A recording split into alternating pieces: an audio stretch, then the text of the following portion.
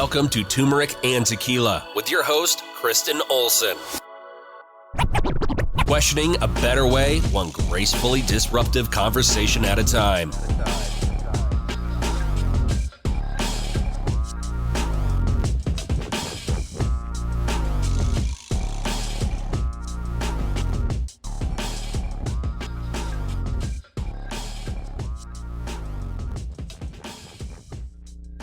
Welcome to Turmeric and Tequila. I'm excited to be with you today. We're doing something new. This is part 2. Hopefully you just listened to part 1 with Nizhoni Smocks, and we are going to talk about youth scene right now. So go listen to part 1 if you haven't already.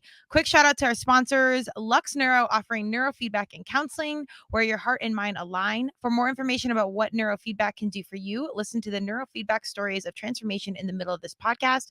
Neurofeedback effectively treats everything from insomnia, anxiety, depression, trauma, ADHD, and much more. Optimize your brain. Check them out at luxneuro.com. Nizhoni Smocks, like I said, goes into the prior podcast to get the full 411, but she is going to share with us Youth Scene. This is an incredible local charity. It's Youth Scene envisions a society where people are empowered as individuals to access non-judgmental and unbiased treatment in every aspect of their lives, serving the LGBTQIA2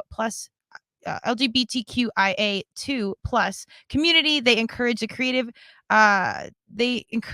creative creation of a community that celebrates everyone's worth, diverse characteristics, and dignity. So I had not heard about this organization, so I'm really excited to learn more. Nizhoni is what is your role with them? The finance director. Okay. So give us the quick 411, and then I really want to talk about or make sure we cover what you guys are doing, but what you have going on right now. I want this to be able to be an entrance for anyone that doesn't know about it. And then obviously open up opportunity for them to get involved, which we'll get into like links and everything else as well. Yeah, absolutely. So the mission of Youth Scene is to foster and empower the social and emotional well-being of LGBTQIA youth and their families and the communities.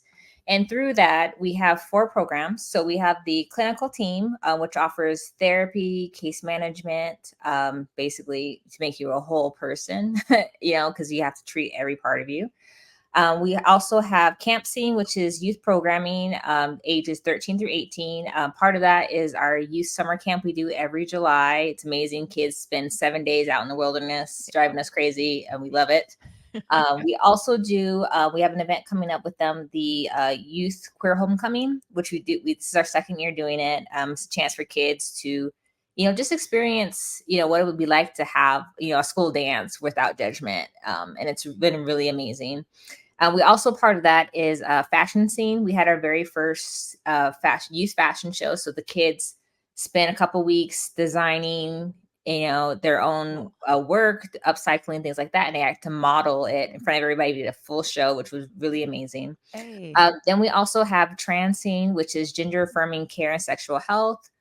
With that program, we have support groups. If you need any harm reduction kits, such as Narcan, fentanyl strips, things like that, condoms, we got you.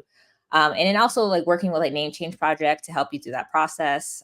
If you do need to change your name for any reason, we want to make sure you're supported through that. And lastly, Black Pride Colorado, which I am a founding member. We started in 2021.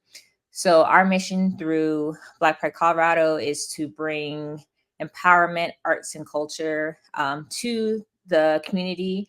All are welcome. I know a lot of people get intimidated when they see Black before anything, but all people are welcome. We do a lot of work with the ballroom community, and I'll talk about that a little bit later. But yeah, that's Youth Scene in a nutshell. And I've been the finance director for 2 years now. And before that, I was the operations director for the 2 years before that.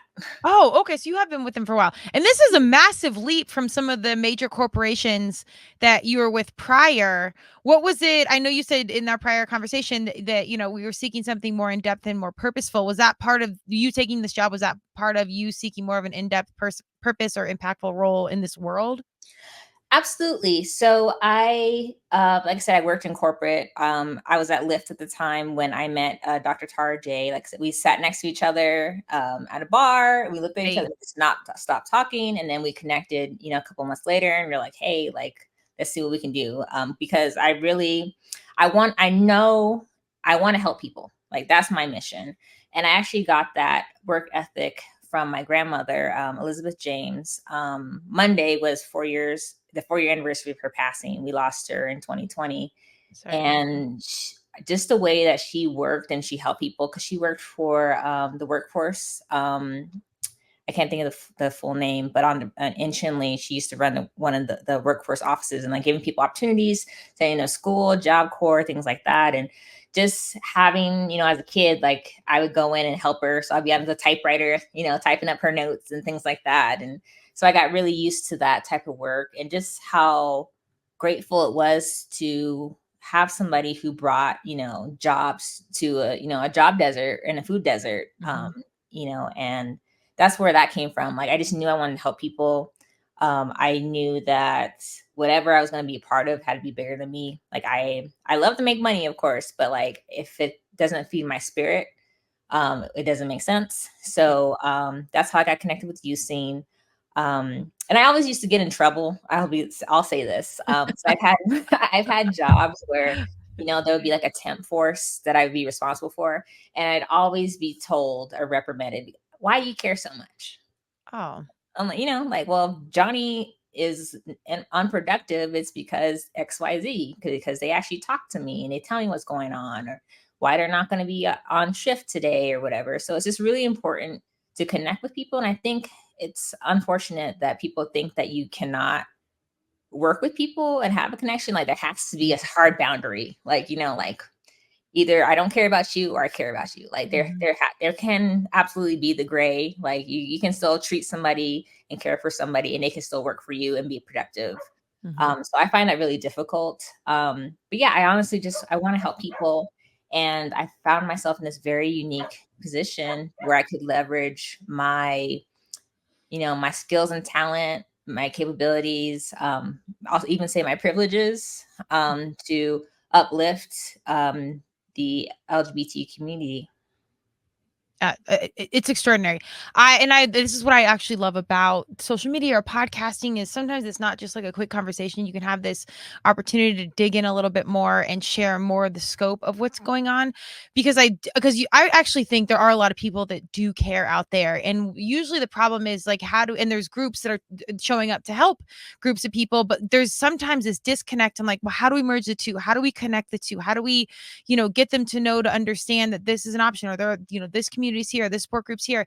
Like, there's a lot that's just disconnected. And I will say this, being as a Colorado local, born and raised, a lot of things are still really siloed. There's creative community in one part, and then activist community in one part, and then women's sports or whatever over here. Like, and we're still not super merged.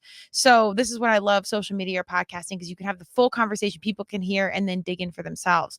And it's even better, like I said in our prior convo, that you can come to the table with these really in-depth ethos and experience, in addition to your formal education and whatnot. Like, you have childhood experience and things that you can't learn out of a book or in school, that you can bring to the table, that now you can use to your advantage to help, specific humans and organizations and cultures and whatnot.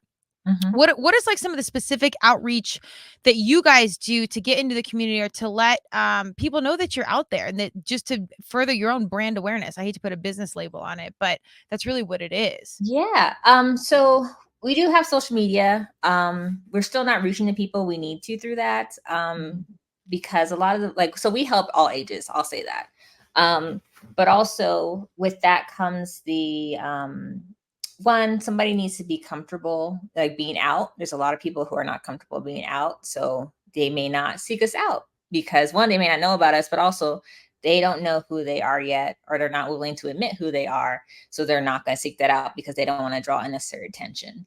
So social media is a big one. Word of mouth, we get a lot of referrals that way. Like right now, we're working with the local ballroom community, and we're, helping a lot of people who didn't even know about us, other than, oh, we throw a ball every September, right? And that's with, rental assistance, navigating victim services, things like that. We also are working really hard to strengthen our partnership with Denver Public Schools. It's very difficult, believe it or not, to get into the system to actually reach children. which is great, but it's also like, hey, Yeah. we've been waving our arms for like, 3 years. So we're actually getting into a space where we can provide original programming, such as our Queer Joy workshop, where it's just like, hey, like, you're not alone in this. Like, really, there are other people in this room who may not know what they're feeling yet or how to process that. So we're here to help. We also do a lot of work with the drag community. So a lot of the founding members of Black Pride Colorado are amazing drag performers here in town. And so they've been able to leverage their platform to reach people. So you should come out. Black Pride does amazing show. So our Black Excellence Week is usually the week before Juneteenth. So we have a gala at the Botanic Gardens, couple drag shows. We do dinners. We actually started doing stuff like conscious consumption. So we did a yoga edition. That was really cool. We have a queer cookout, basically a family resource day. We did that this year with Denver Film at Sea Film Center, which is really nice. We did a lot of works with Tracks Denver.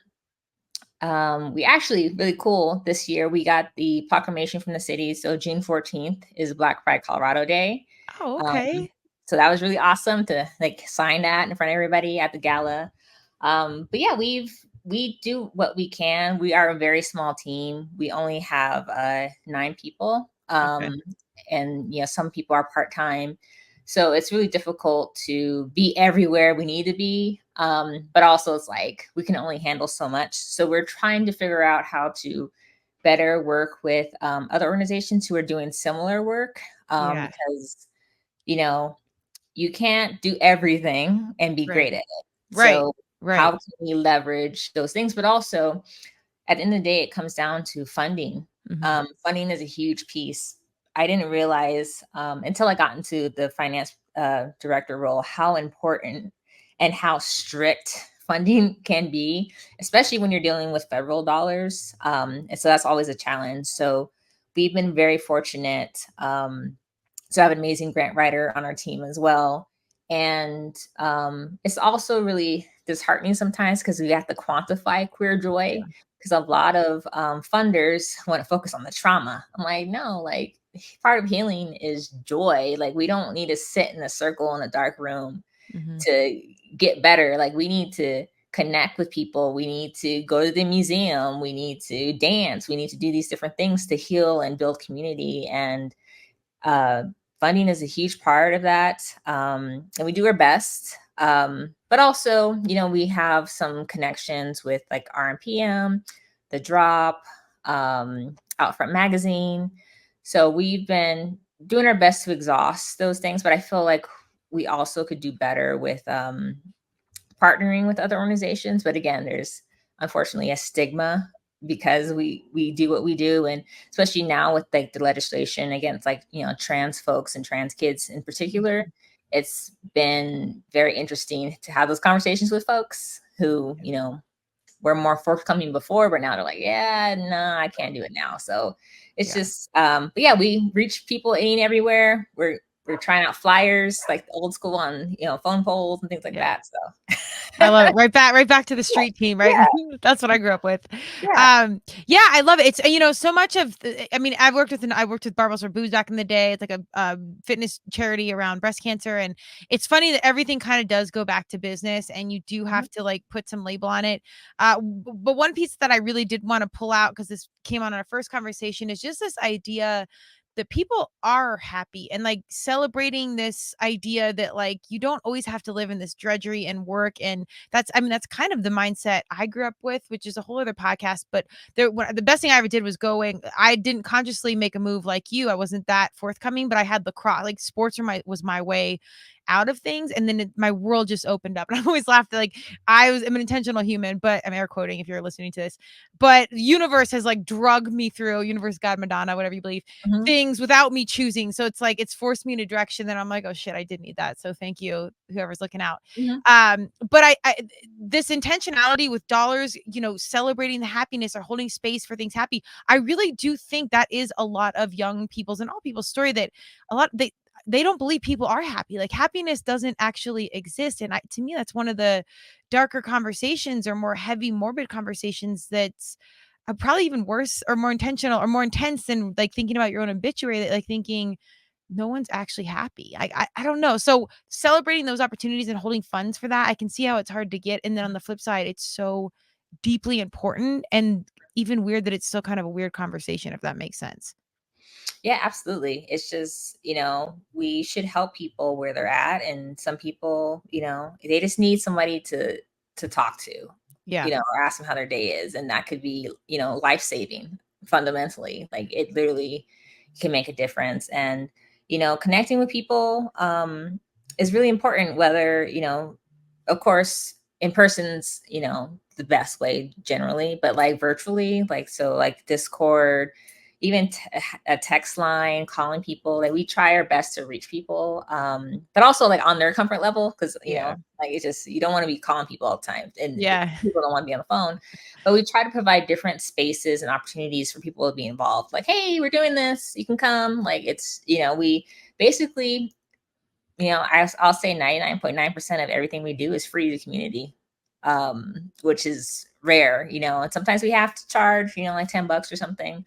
But it's just really important because we do our best to bring in, the best people that we can to uplift the message and further the mission.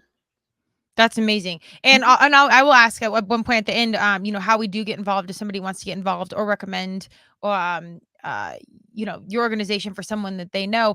But give us an example of like some of the events. You kind of give us a 10,000 foot view of, the fashion Mhm. week and whatnot. That sounds really awesome. But give us an idea of like who's coming up to these events, like how big are they? Like paint the scene a little bit. Yes. So our youth fashion show, fashion scene, we had it's like 75 people. So, Okay. includes adults, the kids, their families. It was really cool. It was pretty full. Like it was our first one. So we're like, oh no, are people coming? Which is always nerve wracking Yeah. or anything. But it turned out really beautiful, and the kids had an amazing time. There's great photos. Um, Liz, our amazing communications manager, just does an amazing job. She also is our photographer. So, and she does all the social media stuff. So she captured amazing things for that. So that's usually happens in the spring. We have June, like I said, our Black Excellence Week. We can see anywhere from 1,500 to 2,500 people that week, What? depending on what we're doing. So we literally do like Okay. 6 days of events in a row, back to back to back. So That's amazing. yeah. Okay. So we're really exhausted, but it's really fun, and we try to find, we do something for everybody. Like you can bring your kids on one thing, and you can do this if you want to drink, if you want to smoke. Like we try to find a happy medium, or just if you just want to be outside. Like that's one thing. A big thing we try to do is get people of color in nature. So get outside. Here's a safe space, like great music, things like that, great food, and also to introduce amazing things. So Black Excellence Week is our, a big flagship week as well. In our summer camp, ages 13 through 18, we fluctuate between like 20 and 14 campers every year. So the kids, like we have some kids who've been with us since day one, and UC was founded in 2017, and we just celebrated the 7th anniversary Hey. on the 14th of August. So we're, Congrats. we're doing amazing things at this milestone. But yeah, those are kids who, like I said, some who've been with us from the beginning, some who are brand new, some kids, who were at our fashion program who, like, hey, like they loved it and their family loved it. So they brought, and then somebody brings somebody and somebody brings somebody. We've had, referrals from all kind of different places, some from schools. So yeah, it's just amazing. Then we bring in amazing people to facilitate. People volunteer their time. We have an amazing, I'll never say amazing core group of volunteers who literally, like, I wish we could hire them. Like Yeah. it's just, they just show up any and everything we need. Thank you so much. We could not do this without you. And then that was in July. And our biggest event of the year is the Black Fantasy Ball. This will be our fourth, and the theme is Mile High Stampede. Okay. So we bring in the biggest and the best. Not sure if you're familiar with ballroom, but I'm sure if you've seen Pose, Yeah. anything like that. And it's just so much fun. We give out a lot of money for and people bring their best. Okay. it's just last year we had Dominique Jackson come out. Hey, okay. We That's worked. that's wild. I Yeah, mean, did you just like shoot out DMs, or do you have someone that knows someone? Like, these are like big names to yeah, secure. we worked really, really hard. And I'll also say my very first summer camp in 2021, we had Angela Davis come and speak to the kids. And I Okay. like Wow. died on the inside in like Yeah. the best way possible. So like we have amazing people in our network who are like, oh yeah, I know somebody, I'll go ask, Yeah. you know, and a lot of people are willing to donate their time, believe it or not. You know, if you just ask like, hey, you know, so like yeah, we like going back to the ball, like it's going to be really huge. It's at Mile High Station on Saturday, September 28th. I don't want to lie to you. Okay. Yeah, and it's going to be so much fun. And then leading up to that, we have an event called In Conversation with Twiggy Poochie Garcon and Michael Roberson on Thursday, September 26th. We have a film screening called The Ball with Denver Film on Friday, September 27th. And both of those events are at the Holiday Theater, owned by the MCA now. So we're doing those Cool. events there. And like I said, Saturday is The Ball, the big event. It's going to be lots of fun. All the categories are up. If you're in the ballroom, you know where to find us. We're going to be working with some of our great partners in the city to make it happen. And it's just a wonderful, amazing event. It's just so much fun. Like I walked my first ball last year, and I did not win overall, but I got I guess I got my 10s in the female category. So I was really excited for that. Wow. So I never in Okay. a million years would thought I would have done that. I was gonna that's an intimidating situation because Okay. like I mean you're out there. Like Yeah, and it was like it was Sex Siren. I was like, okay. oh, like I looked at the category, I'm like, oh, I actually I'm not gonna get chopped for the outfit, so let's go. So I just literally like I was like I ran up there and I was like, and it was very invigorating. Never done anything like that in my life. Yes. And then following the ball, we're gonna have, like I said, the youth queer homecoming. It's October 5th. If you follow us on social media, there's a registration link. And you can sign up for that. And then for the rest of the year, we kind of coast and we catch up and we prepare for next year. And we do a lot of different things. Yeah. It's just it's one of the most exciting things about youth scene is like not every day is the same in a good way.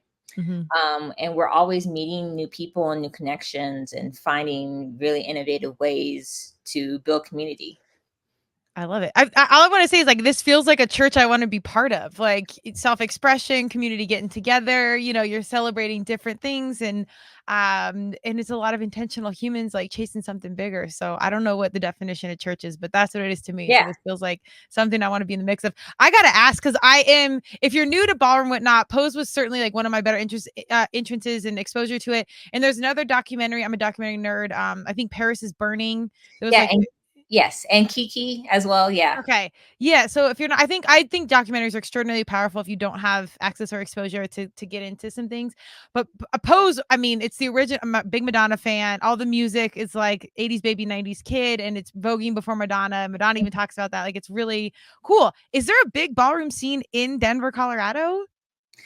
Yeah, it's actually flourishing. Okay. And the people here in town, like they do an amazing job. They travel. It's really expensive if you think about it too, because if you have to Yeah. fly to New York or LA and you have to have your effect just right. And so it takes a lot. And a lot of people are super creative. They make a lot of things, you know, from scratch, from secondhand, upcycling, things like that. I'm not a part of a house or anything like that, but I definitely support everybody who's doing the best that they can to, you know, to bring joy to the community. But yeah, it's up and coming for sure. That's amazing. Yeah, it's extraordinary. And no, the intentionality and it is a commitment and I mean, all of it is like a production. And to do that Mhm. on the regular, even just your body as an athlete, like I was like, oh my God, the knees, Oh the yeah, back, like all of it. oh yeah. So, and good for you for getting out that. Are you guys selling tickets for the ballroom event? Yes. Okay. Tickets are online through Eventbrite. I don't know. We're doing pre-sale right now. I'm not sure what those are, unfortunately. But yeah, go to Eventbrite. Everything is up there. It's going to be an amazing event. Tickets will be available at the door as well. It's a beautiful venue. Yeah. I'm just really excited. So That's huge. Okay. Well, see here, I try and keep my finger on the pulse of many things, but there's so many things moving. We got to do a Mhm. better job. So these are really important conversations. Where do we find youth scene tags, websites? What's the best way to get a hold of you guys? Yes. So you've seen on IG, Facebook, TikTok. I'm not a TikToker, but it's out there.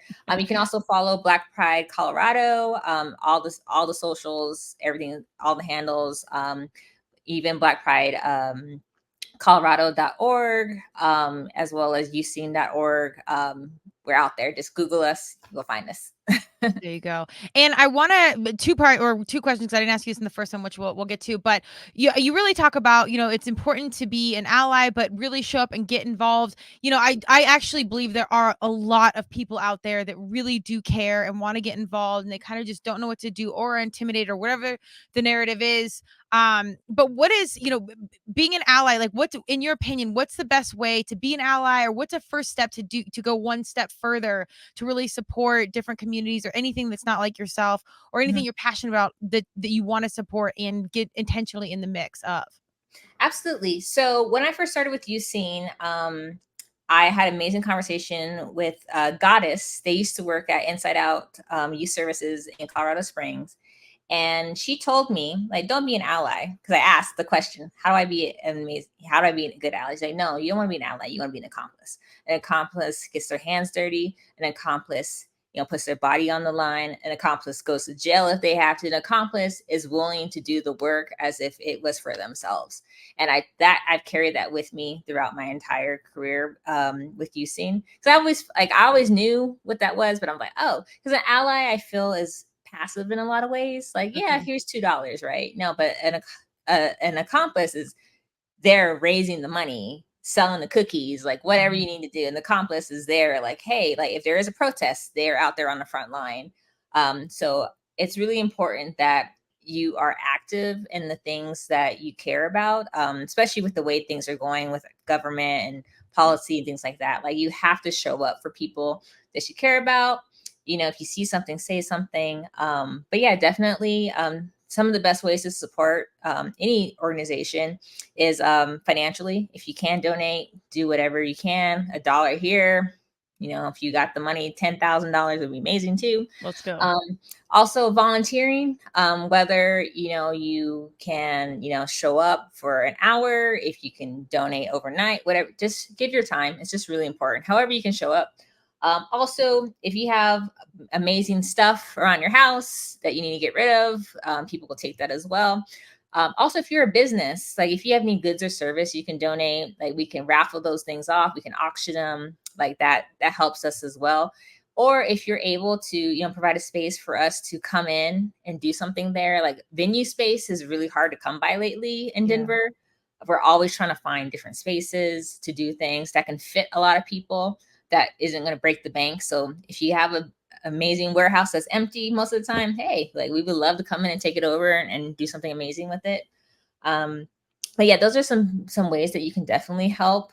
And also just advocating where you can. If you have an ear of somebody important, like, just, figure out a way to spread the message that everyone has the right to, dignity and a livelihood and respect. And, why aren't we, making that happen for everybody? Absolutely. Thank you for sharing all those. I think those are great. And I love that you guys are, opening up to some of these other creative avenues, taking in items and goods and auctioning and like just making it work. Cause I think that a lot of opportunities lost when we just get super siloed, and this is one way to fundraise, one way to do it. And there's all these other things. And it opens up the door for people. Maybe I don't have money, but I got a nice couch, or I got, a Versace dress that I could never afford. I don't, but one day. Anyway, so I think it's important to like have those open avenues, and don't sleep on like the social. You met your friend that got you involved with this at the bar. Like the social situation is so powerful, and just talking about it and being passionate and like opening the energy up. Like I don't know. I think the social is a powerful thing for some of the best things to come in and support the cause. So get in it.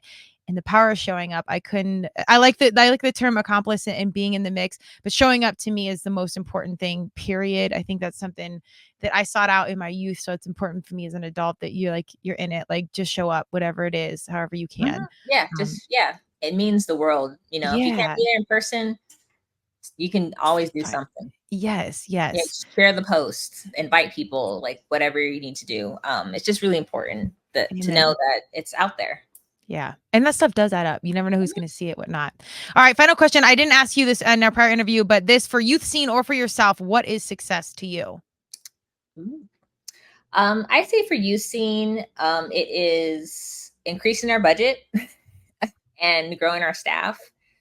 We need all the hands we can get, but also it's contingent upon funding. So that would be the big thing, like, because there's so much, you know, our team is so amazing and gives so much of themselves, like, you know, nights, weekends, days, you know, just it's insane. And there are many more people, like I said, are amazing volunteers who show up, and we would love to put them on payroll if we can, if that's what they want. But yeah, so growing our team, growing our budget, growing our volunteer base, being able to just reach people everywhere, you know, whatever's, you know, if we had capacity to knock on doors, I'm sure we may get there one day, who knows, or we may not want to. But yeah, just reaching more people. And then I know, like, I think the grander vision is to go national at some point. But that's gonna, you know, we need to get it going. And for me, that actually is something I've been thinking about a lot lately. You know, because I thought it looked one way. Now it's peace. You know, I want to wake up and not have to stress about, you know, oh my God, how am I going to pay rent? You know, not that I'm there, but, you know, like, it's just like, I just want peace. I want to, you know, like, okay, I am in control of my day as much as I can be. And that's the most important thing. Like, I'm healthy. I can do what I need to do for the day. And I'm able to find joy in it and share what I have with those I love.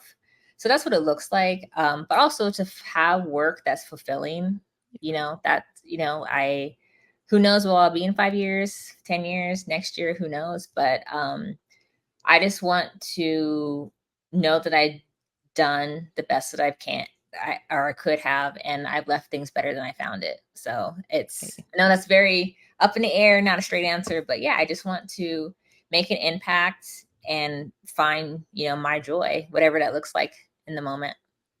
I think that's awesome. I mean, holding space to let go and let things kind of happen for you. I do think it's hard to let God, universe, Madonna show up for you and just believe that it's going to come. You can't sit there, but I do think when you're a good human doing good things, it will come in if you just hold it. And I'm saying that to you, but I'm saying it to me because I'm not, gives me anxiety thinking about that. But it's real. And just to be useful. Like, I think that's more than enough to leave impact and be, you know, part of the solution. So yeah, I love it. Well, I thank you for your time and energy. We covered a lot today. Please go. Nizhoni's had incredible coverage from PBS to Colorado Voices.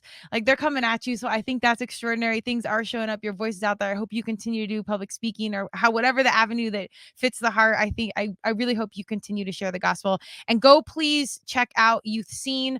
I love what the organization's doing. I can't believe the ground you all are covering is 9 humans and all the events. So I hope you guys all take a moment to be like, all right, we're out here doing it, and just momentarily take the gold star, pat on the back, and then right back in it. But it's a big deal. So go check what they've got going on. I thank you for your time and energy. I'm going to give a little love to our sponsors, and we will catch you in our next show. Lux Neuro is a neurofeedback, and they are looking for you. They effectively treat everything from insomnia, anxiety, depression, trauma, ADHD, and much more. If you are looking to connect with them, check out luxneuro.com and schedule a consultation. Again, thank you for joining me, and we will see you on an episode soon. Cheers.